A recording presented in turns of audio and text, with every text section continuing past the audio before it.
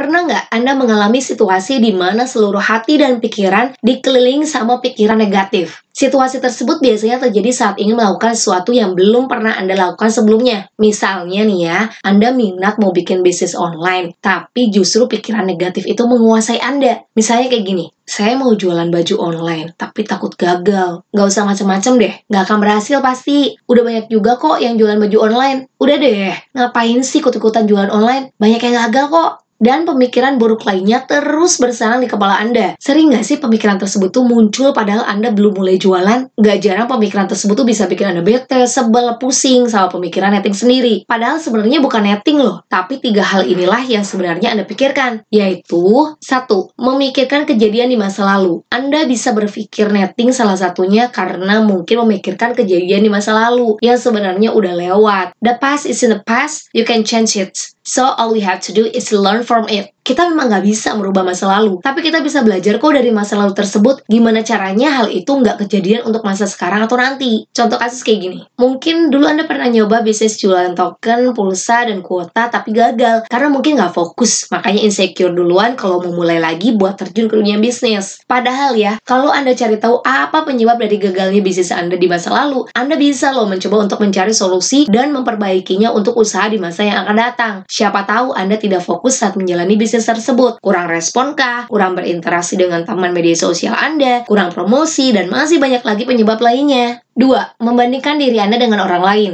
Anda netting itu karena mulai membandingkan diri Anda dengan orang lain. Padahal, nggak ada yang pernah menang dalam membandingkan sesuatu itu. Misal, dulu saya jualan token, pulsa, dan kuota sama kayak dia. Malah saya duluan lagi.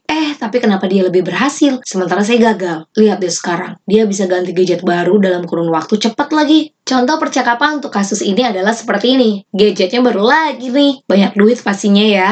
Alhamdulillah, hasil jualan pulsa nih bisa ganti gadget baru. Kok bisa sih? Gimana caranya ya? Bisa kok. Yang penting jalanin bisnis itu dengan sabar. Percaya sama kemampuan kita, punya komitmen kuat, konsisten, disiplin dulu, dan insya Allah kalau fokus dalam melakukan bisnis itu, ya pasti akan ada hasilnya. Hal terakhir yang Anda pikirkan saat berpikiran negatif adalah Anda bukan lagi netting, tapi Anda cuma sedang ketakutan aja kok. Munculnya dari beberapa pikiran negatif yang muncul dalam pikiran Anda itu hanya ada karena satu hal kok, yaitu rasa takut. Sebagai manusia, takut itu wajar banget. Tapi bagaimana cara kita merespon rasa takut itulah yang bisa kita kendalikan. Mulai dari sekarang, usir pikiran negatif thinking Anda dengan berhenti mencemaskan sesuatu yang sebenarnya tidak bisa Anda kendalikan. Kegagalan bukan akhir dari segalanya. Gagal dalam bisnis di masa lalu bukan berarti akan gagal pada bisnis-bisnis Anda selanjutnya. Jangan menyerah, be positive thinking, tetap semangat, dan selamat berbisnis!